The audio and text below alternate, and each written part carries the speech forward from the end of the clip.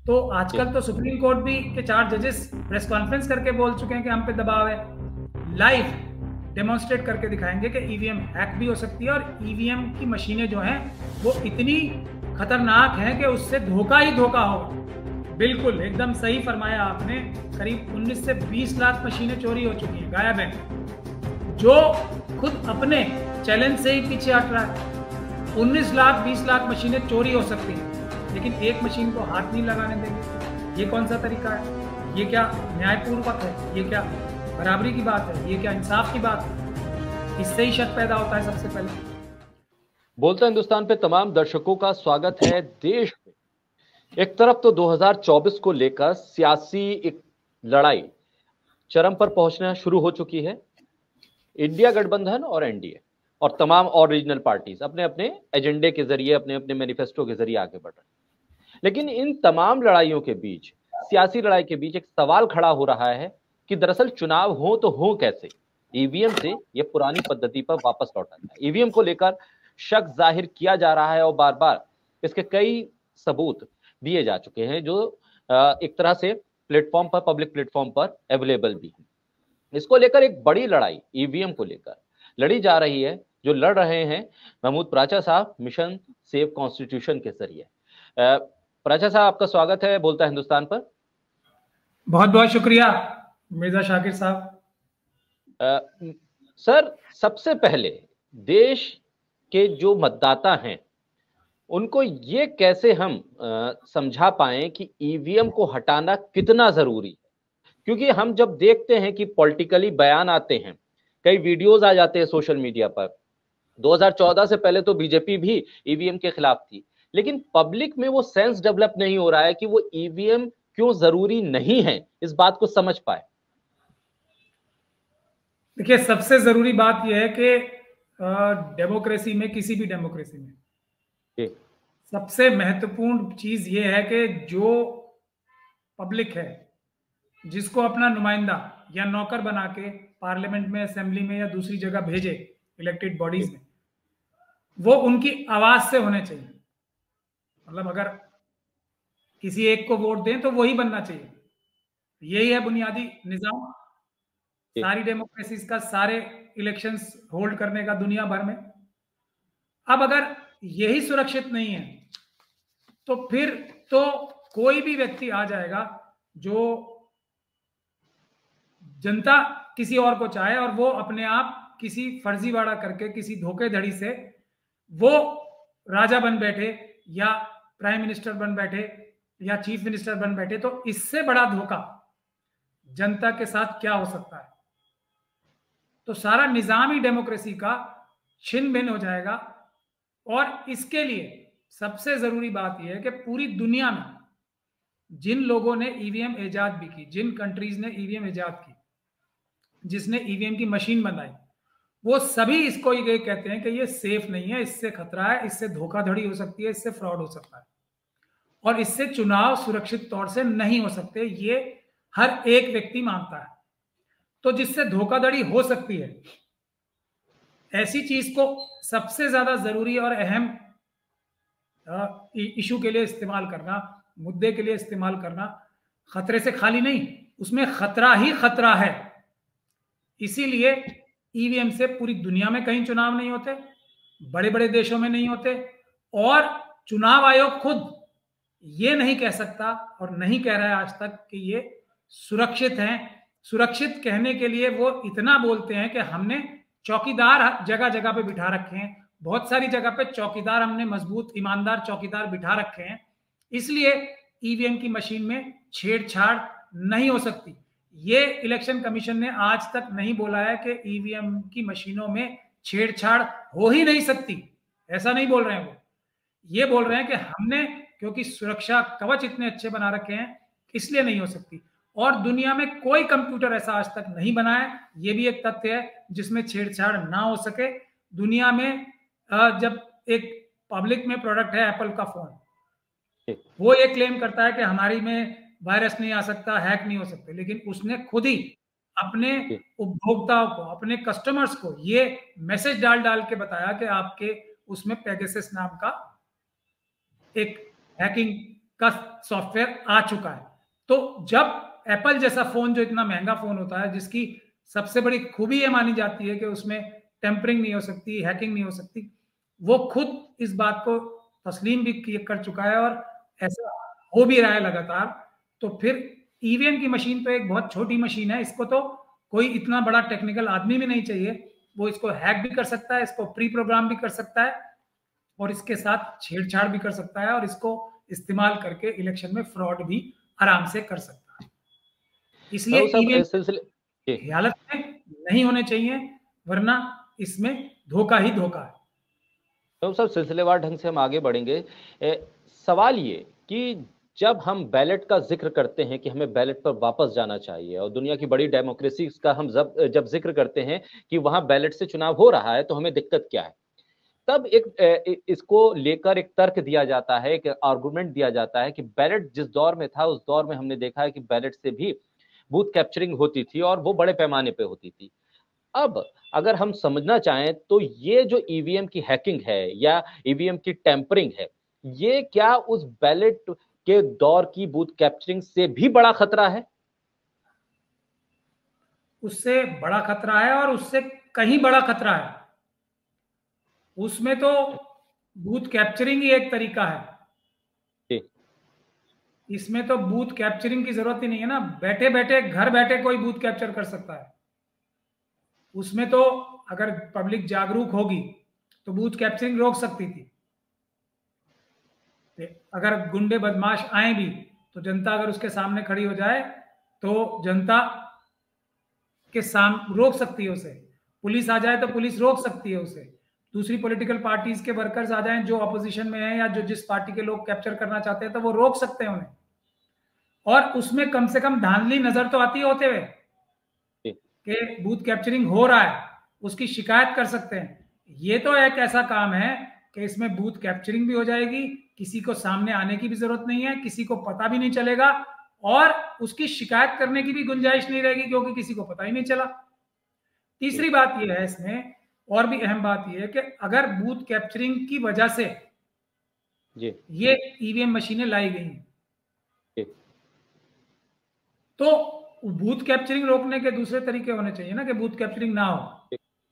Police ज्यादा लगा दीजिए। अब तो सुरक्षा के और हमारे जो सिक्योरिटी फोर्सेस हैं उनके नंबर्स इतने ज्यादा बढ़ गए, अलग अलग फेजेस में चुनाव हो रहा है। अभी भी तो बूथ कैप्चरिंग होती है, ईवीएम की मशीन के साथ बूथ कैप्चरिंग नहीं हो सकती। सिर्फ ये एक आर्गुमेंट दिया जा सकता है कि टाइम थोड़ा ज्यादा लगेगा। जैसे पेपर बैलेट की कैप्चरिंग हो सकती है वैसे बूथ इसकी नहीं हो सकती कि कोई आके बदमाश बाहर खड़े हो जाएं, सबको बोलें जाओ जाओ, जैसे बूथ कैप्चरिंग के टाइम में बोला जाता था कि भागो तुम्हारे वोट हो गए। यहाँ आके जो इलेक्शन कमीशन के अधिकारी हैं उनके ऊपर दबाव बना के ही तो पेपर बैलेट लूटे जाते थे। अब भी दबाव बना के एक ही आदमी एक एक मिनट बाद वोट दबाता रहेगा। तीसरी चीज, अगर सुरक्षा की, अब फेजेस में इलेक्शन हो रहे हैं तो सुरक्षा इंतजाम अच्छे होंगे। चौथी चीज ये हो सकती है कि अगर आपको टेक्नोलॉजी का इस्तेमाल करना है, बूथ कैप्चरिंग रोकनी है, सीसीटीवी कैमरे लगा दो। टेक्नोलॉजी का इस्तेमाल बूथ कैप्चरिंग रोकने के लिए करना अच्छी बात है, लेकिन टेक्नोलॉजी का इस्तेमाल बूथ कैप्चर करने के लिए, वो भी इस तरीके से कि कोई देख भी ना पाए, बहुत बुरी बात है। महमूद साहब, अब आपने पिटीशन भी दायर की है, कोर्ट में मामला पहुंच रहा है, क्या कुछ आपकी तरफ से कहा गया है उसमें? और क्योंकि हमने देखा दिल्ली विधानसभा में बाकायदा एक डेमो हुआ था जिसमें बताया गया था कि देखिए कैसे ईवीएम हैक हो सकती है। वो तो एक तरह से प्रोसीडिंग में है दिल्ली विधानसभा की, ये एक सबसे महत्वपूर्ण पहलू। उसके बाद आप लोग जब सुप्रीम कोर्ट पहुंच रहे हैं तो वहां क्या कुछ कहा जा रहा है? आगे सुनवाई किस तरह से होगी, कब होने जा रही है सुनवाई? देखिए, इसमें सुप्रीम कोर्ट एक रास्ता है और हम लोग सुप्रीम कोर्ट नहीं गए, मैं आपको ये क्लियर कर दूं। हम सुप्रीम कोर्ट से भी बड़ी अदालत है, जनता की अदालत, हम उसमें जा रहे हैं क्योंकि जनता ने हमें, बहुत सारे लोगों ने, और हम तो इसको 10 साल से इस बात को उठा रहे हैं कि कोई भी जीते कोई भी हारे, चुनाव ईवीएम से नहीं होने चाहिए, चुनाव पेपर बैलेट से या फिजिकल बैलेट से ही होने चाहिए। हम लोग और हमारे जो साथी हैं वो सब कभी भी इस बात से हटे ही नहीं है, कभी भी इस बात से फिरे ही नहीं है, चाहे कोई भी सरकार हो या नहीं हो। तो ईवीएम से चुनाव नहीं होने चाहिए और ये बात सिर्फ हम नहीं कह रहे हैं, कोई भी देश में ऐसी पॉलिटिकल पार्टी नहीं है जो ईवीएम के पक्ष में हो, एक टाइम पे या दूसरे टाइम का फर्क हो सकता है। एक टाइम पे बीजेपी खुद खिलाफ थी, प्रधानमंत्री जी खुद खिलाफ थे, लेकिन अब ये अगर एक हथियार औजार उनके हाथ में आ गया है तो शायद उससे उन्हें प्रेम हो गया, क्योंकि इसमें पब्लिक को सेटिस्फाई करने की, संतुष्ट करने की या उनका काम करने की आवश्यकता नहीं है। आप बगैर पब्लिक के भी चुनाव जीत सकते हैं, आप ईवीएम से चुनाव जीत सकते हैं।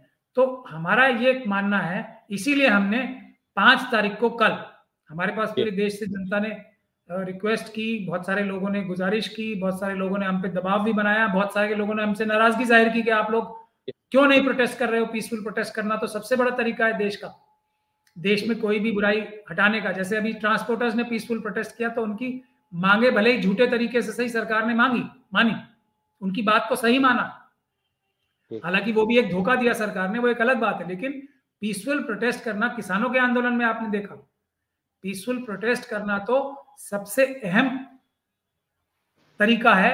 सुप्रीम कोर्ट ने भी, आपने देखा होगा कि जब पीसफुल प्रोटेस्ट हुए थे इसके ये जब SC/ST एक्ट में तब्दीली आई थी, तो सुप्रीम कोर्ट ने अपनी खुद की जजमेंट रिव्यू की थी, सरकार ने कानून बदले थे। तो सबसे बड़ी अदालत तो जनता की अदालत है, और जनता अगर नहीं चाहती तो आजकल तो सुप्रीम कोर्ट भी के 4 जजेस प्रेस कॉन्फ्रेंस करके बोल चुके हैं कि हम पे दबाव है। तो जब सभी संस्थान में सुप्रीम कोर्ट सीबीआई को केस पैरेट बोल चुकी है, तो जब इतने बड़े बड़े संस्थान दबाव में हो तो जनता को, जो देश की मालिक है, आगे बढ़ के देश की रक्षा करनी चाहिए, संविधान की रक्षा करनी चाहिए, डेमोक्रेसी की रक्षा करनी चाहिए। इसीलिए हम लोगों ने 5 तारीख को 4 बजे पटियाला हाउस के गेट नंबर 4 से हम लोग एक डेलीगेशन की शक्ल में इलेक्शन कमीशन के पास जाएंगे। हमारी डिमांड यह है कि हमें 50 मशीनें, जो इलेक्शन कमीशन ने एक चैलेंज कर रखा है ना कि कोई हैक करके दिखाए, हमें 50 मशीनों के 50 3 मशीनों का सेट होता है, एक वोट, ये बैलेट यूनिट, कंट्रोल यूनिट और वीवीपैट, तो 50 मशीनें इसकी दें हमें, सील करके हम जो है पूरे देश में 50 जगह प्रेस कॉन्फ्रेंस करके आप जैसे ईमानदार जर्नलिस्ट को बुलाकर लाइव डेमोन्स्ट्रेट करके दिखाएंगे कि ईवीएम हैक भी हो सकती है, और ईवीएम की मशीनें जो हैं वो इतनी खतरनाक हैं कि उससे धोखा ही धोखा होगा, उससे चुनाव सुरक्षित किसी हालत में हो ही नहीं सकता। वो सब सवाल ये है कि ईवीएम को लेकर जब इतना संदेह है तो फिर चुनाव आयोग क्या इस स्थिति में नहीं है कि वो सेटिस्फाई कर पाए? क्योंकि हम देख रहे हैं जब गर्मी के मौसम में चुनाव होता है तो लगातार खबरें यही आती हैं कि हर 5 मिनट के बाद कोई ईवीएम खराब हो गई, कोई ईवीएम काम नहीं कर रही है। उसके बाद उसे कहाँ ठीक किया जाता है, कौन लोग हैं जो इसके सॉफ्टवेयर को अपडेट करते हैं, कौन लोग हैं जो इस मशीनों को ठीक करते हैं। इसके उलट खबर ये भी आती है कई जगह, ये पब्लिक डोमेन में है, न्यूज़पेपर्स में है कि इतनी मशीनें गायब हो गई हैं, इतनी मशीनों का अता पता नहीं है। ये दरअसल इस पूरे नेक्सस को हम समझें तो क्या ये लोकतांत्रिक व्यवस्था में वोट के अधिकार को ही खत्म करने की एक साजिश है? बिल्कुल, एकदम सही फरमाया आपने। करीब 19 से 20 लाख मशीनें चोरी हो चुकी हैं, गायब हैं, और उसका कोई जवाब इलेक्शन कमीशन नहीं दे पा रही है, सिवाय इसके कि ये मैटर अदालत में पेंडिंग है, तो हम इस पर टिप्पणी नहीं करना चाहते। लेकिन 19 लाख मशीनें गायब हो चुकी। आपने सही फरमाया कि अगर कोई वोटिंग मशीन खराब हो जाए तो उसका तरीका यह है कि उसकी रिप्लेसमेंट की वोटिंग मशीन होती है, लेकिन अगर दूसरी खराब हो जाए, तीसरी खराब हो जाए, तब क्या होगा? और खराब होने की गुंजाइश बहुत ज्यादा इसलिए है क्योंकि ये एक बहुत बेसिक कंप्यूटर है जो आराम से हैक भी हो सकता है और आराम से खराब भी हो सकता है। जो खराब होने की पॉसिबिलिटी भी इतनी, मतलब बुनियादी बात जो आपने सही कही है वो ये है कि किसी को, किसी भी पॉलिटिकल पार्टी को जो ईवीएम की खिलाफत करती थी, या कोई भी व्यक्ति हो जो ईवीएम की खिलाफत करता है, उसको इतना प्रेम ईवीएम से क्यों है कि वो ये इतना ज्यादा लड़ाई कर रहे हैं, इतना ज्यादा जूझ रहे हैं कि हम किसी भी हालत में, किसी भी कीमत पे ईवीएम से ही इलेक्शन कराएंगे? इतना प्रेम क्यों है? अगर कोई 400 पार जा सकता है, उसको ये लगता है कि वो 400 पार जाएगा, आपकी बार 400 पार, तो वो तो पेपर बैलेट से भी जा सकता है। बिल्कुल, पेपर बैलेट से 400 पार जाना या 40 पार जाना भी क्या मुश्किल लग रहा है? ये इश्यू है। मैं साहब एक सवाल ये भी है कि विपक्ष जब सवाल उठाता है, मुद्दा सिर्फ ईवीएम का नहीं, अगर विपक्ष का कोई प्रतिनिधि किसी भी इशू पर अगर सवाल करेगा तो उस सवाल को सुना नहीं जाएगा। क्या ये तय कर लिया गया है पूरे संवैधानिक ढांचे के भीतर अलग अलग इंस्टीट्यूशन ने कि हम सुनेंगे नहीं, आप चीखिए चिल्लाइए हम आपको सुनेंगे नहीं? विपक्ष उठा रहा है इसलिए ईवीएम के सवाल को सुना नहीं जाएगा। क्या ये एक परिपाटी तय हो गई है? क्योंकि हम देख रहे हैं चुनाव दर चुनाव, साल दर साल विपक्ष भी रिप्रेजेंटेशन भेजता है चुनाव आयोग में। वो कहता है कि देखिए साहब ये शिकायतें हैं हमारी ईवीएम को लेकर, लेकिन चुनाव आयोग कहता है कि ये तो हमारा सब फुल प्रूफ मामला है, इससे अलग कुछ बताइए। हैतकॉन तक को चुनाव आयोग ने कहा कि हम करवाएंगे, लेकिन छुएगा कोई नहीं ईवीएम को, बिना छुए आप हैक करके दिखाइए। तो ये तमाम चीजें क्या बता रही हैं? किस तरफ हम लोकतांत्रिक व्यवस्था को लेकर जा रहे हैं, संवैधानिक व्यवस्था को लेकर जा रहे हैं? ये हो सकता है कि अगर किसी के हाथ में दे दी जाए तो सारी चोरी पकड़ी जाए, इससे तो यही अंदाजा लगाया जा सकता है। दूसरी बात ये कि आप इसको, चैलेंज तो है हमारा, लेकिन मशीन हम आपके हाथ में देंगे नहीं, तो आप इसको कैसे दिखाएंगे करके? अब मशीन जब छुए बगैर है तो मशीन के अंदर कुछ है भी या नहीं है वो मुझे कैसे पता लगे जब मैं छू ही नहीं सकता? मशीन एक डब्बा ही है, अब डब्बे को कोई कैसे हैक करेगा? जैसे पेपर बैलेट को कोई हैक नहीं कर सकता, खाली डिब्बे को भी कोई हैक नहीं कर सकता, क्योंकि हैक तो कंप्यूटर हो सकता है। जैसे ही कोई चिप जाएगी, जैसे ही कोई सॉफ्टवेयर जाएगा, हैक तो तभी हो सकता है। तो इस तरह की बातें अगर चुनाव आयोग करेगा कि हाथ नहीं लगाओगे, टच नहीं करोगे, तो फिर ये अपने आप में एक सबसे बड़ा सबूत है। दूसरी बात ये है कि चुनाव आयोग क्या निष्पक्ष है? इस विश्वसनीयता को साबित करने के लिए, कायम करने के लिए चुनाव आयोग किसी भी देश का बहुत लंबे डिस्टेंस तक ट्रैवल करता है, पूरी कोशिश और पूरी जान लगाता है। ये जैसे न्याय का है ना, न्याय सिर्फ होना ही नहीं चाहिए, न्याय होता हुआ लगना भी चाहिए। चुनाव सिर्फ निष्पक्ष होने नहीं चाहिए, चुनाव सबको नजर भी आना चाहिए कि निष्पक्ष हो रहे हैं, इसमें घपला, धांधलेबाजी, धोखाधड़ी नहीं है, ये भी सबको नजर आना चाहिए। तो ये जिम्मेदारी सबसे ज्यादा बड़ी इलेक्शन कमीशन की है, जो खुद अपने चैलेंज से ही पीछे हट रहा है। 19 लाख 20 लाख मशीनें चोरी हो सकती हैं, लेकिन एक मशीन को हाथ नहीं लगाने देंगे। ये कौन सा तरीका है? ये क्या न्यायपूर्वक है? ये क्या बराबरी की बात है? ये क्या इंसाफ की बात है? इससे ही शक पैदा होता है सबसे पहले। तो ये सब विषय हैं। और फिर धारा 324 जो है, आर्टिकल 324 जो है संविधान का, वो चुनाव आयोग को वैसा ही निष्पक्ष एक संस्थान बनाता है या एक संस्था बनाता है जैसी सुप्रीम कोर्ट है। ये चुनाव आयोग कोई पार्लियामेंट के अंडर नहीं काम करता है, प्रधानमंत्री साहब के अंडर काम नहीं करता है, ये राष्ट्रपति महोदय के अंडर काम करता है, राष्ट्रपति महोदय इसकी निगरान है। तो जब इतनी महत्वपूर्ण जिम्मेदारी संविधान ने दी है, बाबा साहब डॉक्टर भीमराव अंबेडकर ने दी है इतनी बड़ी जिम्मेदारी, तो उस जिम्मेदारी को निभाने के लिए इलेक्शन कमीशन को पूरी तरीके से ईमानदारी से, और ऐसी ईमानदारी से जो पूरी दुनिया को नजर आए ईमानदारी से काम हो रहा है, वो करना चाहिए। किसी बात को रफा दफा करने की कोशिश नहीं करनी चाहिए, खास तौर पे जब उसकी इतनी बड़ी आवाज पूरे देश से उठ रही है ईवीएम हटाने की। महबूब साहब, क्या आप लोगों की जानकारी में ये चीज़ है, क्योंकि ये जानकारी मेरे पास नहीं है, कि दरअसल इसका चुनाव आयोग का टेक्निकल सेगमेंट कौन लोग देखते हैं? क्या ये कोई सरकारी एंटिटी है जो देखती है टेक्निकल सेगमेंट? ईवीएम का रखरखाव कैसे हो, इस बारे में ऑब्जर्वेशन कौन करता है? क्या इंजीनियर्स की कोई टीम है चुनाव आयोग के पास, या सरकार के किसी एजेंसी से ये इंजीनियर्स हायर किए जाते हैं? क्या इस बारे में कोई जानकारी आप लोगों के पास है? मैं आपके दर्शकों से आपके माध्यम से ये गुजारिश करना चाहूंगा कि इलेक्शन कमीशन की वेबसाइट पे जाएं सब जी। उस वेबसाइट में फ्रीक्वेंटली आस्क्ड क्वेश्चंस हैं जो इस चीज को और बाकी बहुत सारी चीजों को बताते हैं, जो आपके सवालों के जवाब दे सकते हैं, और जो लोग क्लेम कर रहे हैं उसका भी जवाब साफ साफ तौर पे आपको मिल सकता है। जो 2023 में अगस्त में फ्रीक्वेंटली आस्क्ड क्वेश्चंस हैं, वो हिंदी में भी और इंग्लिश में दोनों में मौजूद हैं। उसका क्वेश्चन नंबर 7 जो है वो इस बात का जवाब देता है कि भारत इलेक्ट्रॉनिक्स लिमिटेड और एक electronic corporation of India limited, ECIL और BEL, दो कंपनीज हैं राष्ट्र जो हमारे देश के पब्लिक सेक्टर यूनिट्स हैं, वो ईवीएम की मशीनें बनाते हैं।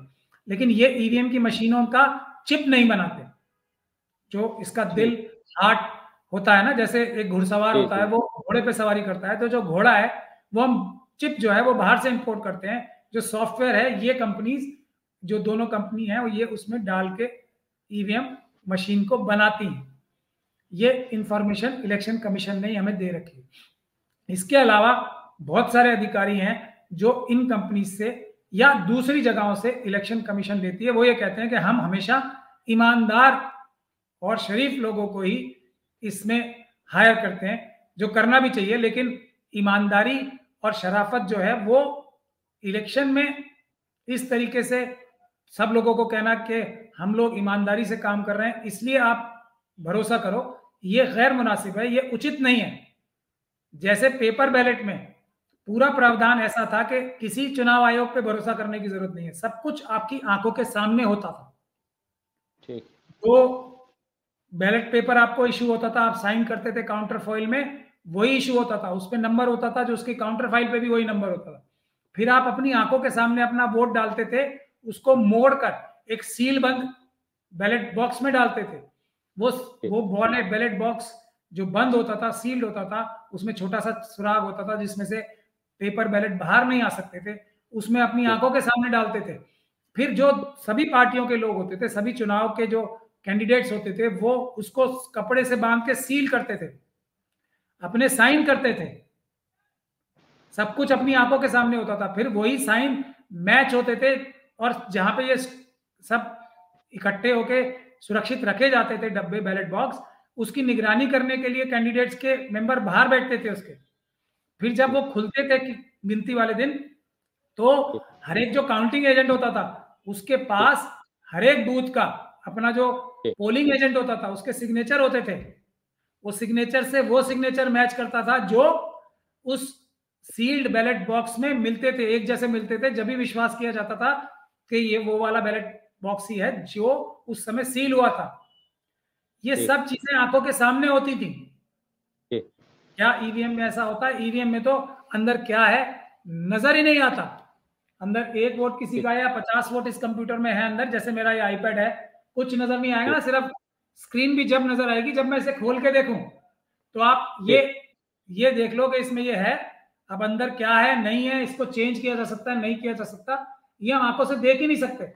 तो ये जो व्यवस्था है ये अपने आप में बहुत खतरनाक है, बहुत डेंजरस है, और इसमें घपला होने के चांस ही नहीं है, इसमें घपला होने के 100% चांस है। बिल्कुल महमूद साहब, एक सजेशन इंडिया गठबंधन की तरफ से एक दिया गया कुछ दिनों पहले कि आप वीवीपैट की जो पर्चियां हैं उनकी भी 100% काउंटिंग कीजिए और ईवीएम की 100% काउंटिंग कीजिए। आप क्या इस सुझाव से सहमत हैं? क्या अगर ये प्रक्रिया अपनाई जाती है तो कुछ भरोसा बन सकता है? देखिए, एक जो वो आ रही है, रीजनिंग आ रही है कि इतने कम टाइम में इस वक्त पेपर बैलेट से चुनाव नहीं हो सकता, ये एक पूरी तरीके से गलत बात है। अभी तक इलेक्शन की voting machine election commission order किया, अभी बन रही है वो। अभी अगर पेपर बैलेट की प्रक्रिया शुरू की जाए तो बहुत आराम से निर्धारित समय के पहले ही चुनाव हो सकते हैं, और वो चुनाव ईवीएम की मशीनों से ज्यादा आराम से हो सकते हैं, ज्यादा सहूलियत से हो सकते हैं। उसमें रुकावट सिर्फ एक है कि इलेक्शन कमीशन ने जो इलेक्शन कराने के ईवीएम के रूल्स जो बना के पार्लियामेंट से पास करा रखे हैं उनको चेंज करना पड़ेगा। ये एक टेक्निकल दुविधा है, लेकिन पार्लियामेंट तो सेंट्रल विस्ता के लिए बैठी थी एक दिन के लिए, वैसे ही पार्लियामेंट दोबारा बिठाई जा सकती है। ये कोई ऐसा इम्पॉसिबल काम नहीं है। जहां एक तरफ चुनाव की विश्वसनीयता, चुनाव में फर्जीवाड़ा रोकने की बात हो रही है, और दूसरी तरफ थोड़ी और मेहनत करने के लिए पार्लियामेंट को एक दिन और इकट्ठा करने की बात हो, तो क्या अच्छा है। लेकिन अगर ये भी ना हो तो जो ये विपक्ष के लोग जो ये तरीका बोल रहे हैं कि दोनों तरफ से 100% काउंटिंग होनी चाहिए, वो हालांकि पूरी तरीके से फुल प्रूफ तरीका नहीं है, लेकिन फिर भी इस चुनाव के लिए ये एक तरीके से स्टॉप गैप अरेंजमेंट हो सकती है। लेकिन हर एक वोटर जो है अपना वोट हाथ में लेके देखे, चेक करे, फिर उस डिब्बे को डाले, और उस डिब्बे को वैसी ही प्रक्रिया से जैसा पेपर बैलेट को सुरक्षित किया जाता था और गिना जाता था, वैसी प्रक्रिया से गिना जाए, सुरक्षित किया जाए, तभी चुनाव में निष्पक्षता यानी कि फ्री एंड फेयर चुनाव होने की उम्मीद है, अदरवाइज कोई उम्मीद नहीं है चुनाव फ्री एंड फेयर होने की। और ये बात मैं इसलिए कह रहा हूं कि अगर सारे अफसर भी पूरे देश के इलेक्शन कमीशन के ईमानदार हो जाएं, कोई भी 1% भी बेईमानी ना करे, तब भी ईवीएम की मशीनों में गड़बड़ी करने के चांस बहुत बड़े तौर पे मौजूद रहते हैं। लेकिन फिर भी एक तो ये है, और दूसरा सभी पॉलिटिकल पार्टीज को अपने इलेक्शन मैनिफेस्टो में रखना चाहिए कि किसी भी हालत में किसी भी कीमत पे ईवीएम से चुनाव नहीं होने दिए जाएंगे। ठीक, महमूद साहब, अभी कुछ दिन पहले एक वीडियो भी आया था, वो अब गालिबन कुछ पुराना वीडियो था, वीवीपैट को लेकर उस सिलसिले में था, जिसपे बताया गया था कि देखिए वीवीपैट की जो कांच है जहां से पर्ची दिखती है वो ब्लैक कर दी गई है। उसकी प्रिंटिंग को लेकर एक सवाल खड़ा किया गया था कि आप वोट दे रहे हैं लेकिन वो अंदर प्रिंट नहीं हो रहा है। क्या ये दुविधा वीवीपैट के साथ और मजबूत तरीके से इस आशंका को बढ़ा नहीं देती है कि आप वीवीपैट लाए थे कि विश्वसनीयता बढ़ेगी, उल्टा वीवीपैट की वजह से धोखाधड़ी और मजबूत हो गई है, ये आशंका और प्रबल हो जा रही है? देखिए, मैं इसीलिए कह रहा हूं ना, और ये तो वो जिसने भी ये डिमॉन्स्ट्रेशन दी थी वो भी एक जो सबसे साधारण स्थिति है उसको नजर में रख के दी थी।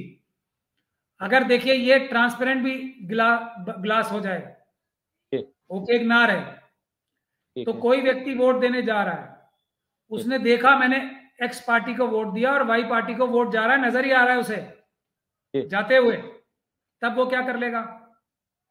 ठीक, उसको जाके चुनाव उसको बताना पड़ेगा ना, किसको? भला रिटर्निंग ऑफिसर को, कि ऐसा ऐसा हुआ है। वो क्या कर लेंगे रिटर्निंग ऑफिसर साहब? उसमें क्या वो पूरे बॉक्स को खोलेंगे जो कि सील होता है? कैसे पता लगाएंगे कि ये वाला वोट जो है जो गया है अंदर वो एक्स को वोट दिया था तो एक्स को ही गया था, वाई को नहीं चला गया था? कैसे सुरक्षित करेंगे इसे? तो मैं इसीलिए आपको बोल रहा हूं ये वीवीपैट भी बहुत बड़ा धोखा है। 3 तरह की मशीनों का सेट होता है ईवीएम, ये एक कंट्रोल यूनिट, एक बैलेट यूनिट और एक वीवीपैट। तो ये तीनों ही गड़बड़ किए जा सकते हैं, तीनों में ही धांधली की जा सकती है, तीनों में ही गड़बड़ी 100% की जा सकती है, इसमें कोई शक और शुबे की गुंजाइश है ही नहीं।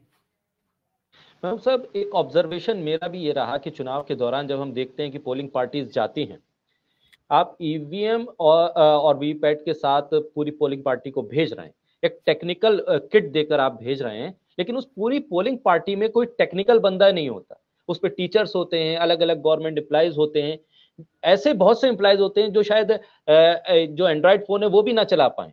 उन लोगों की टीम के साथ आप ईवीएम को भेज देते हैं, और अगर वहां कोई टेक्निकल ग्लिच आता है, कोई गलती होती है, तो उसको वो सुधार भी नहीं सकते, वो समझ भी नहीं सकते कि दरअसल हुआ क्या है। क्या ये एक सबसे बड़ी एक तरह से सेटबैक है पूरे चुनाव प्रक्रिया में कि आपकी पोलिंग पार्टीज में कोई टेक्निकल बंदा ही नहीं होता जो इन चीजों को एट रैंडम उसी वक्त सॉर्ट आउट कर सके? एक कई पूरी विधानसभा का अगर चुनाव देखें तो उसमें 2, 4, 5 बंदों की एक टोली बनाकर आप उसे सर्वे गाड़ी से भेजते रहते हैं कि यहाँ गलत खराब हो गई ईवीएम, आप वहां चले जाइए, आप वहां चले जाइए। जबकि होना ये चाहिए था कि हर पोलिंग पार्टी में एक टेक्निकल बंदा होता, एक इंजीनियर होता जो ये समझ सकता कि ईवीएम में कहाँ गड़बड़ी हुई है, कैसे सही किया जाए उसे। मैं इसीलिए कह रहा हूँ ना, इसीलिए दुनिया भर में कहीं भी ईवीएम से चुनाव नहीं होते हैं। जो हमसे ज्यादा एडवांस कंट्रीज हैं टेक्नोलॉजी में, वो नहीं करती हैं। जिन कंट्रीज ने इन्हें इसे इजाद किया है उन्होंने इस्तेमाल करके बंद किया है। जर्मनी की जो कॉन्स्टिट्यूशनल कोर्ट है उसने इसको कहा है कि ये इससे फ्रॉड होने की उम्मीद है और बहुत इसको फ्रॉड से इसके इस्तेमाल से फ्रॉड को रोका नहीं जा सकता। तो ये सब चीजें हैं, ये उसकी एक वजह आप भी बता रहे हो, ऐसी सैकड़ों वजह हैं। और ये तो आप तब बता रहे हो कि नहीं आता, अगर किसी को आता हो और वो बेईमानी करने लगे तब जी, ये भी खतरा है ना, कोई एक ही खतरा नहीं है ना। इसीलिए जर्मनी की जो कॉन्स्टिट्यूशनल अदालत थी उसने भी ये कहा था कि कोई भी इलेक्शन जिसमें वोटर ये ना देख सके कि मैंने किसको अपनी आंखों से बगैर कंप्यूटर के बारे में कुछ भी जाने कि मैंने इसको वोट दिया है और ये वोट फिर गिना भी यही वोट गया है मेरा, इसकी अगर एक चेन ना बन सके तो वो इलेक्शन में धोखा होता ही होता है। धोखा होने के चांस रहते ही रहते हैं, उस पर विश्वास नहीं किया जा सकता। इसीलिए तो जर्मनी में बंद हुए थे। ठीक। महबूब साहब, आप लोग मिशन सेव कॉन्स्टिट्यूशन के जरिए इस मुहिम को आगे बढ़ा रहे हैं।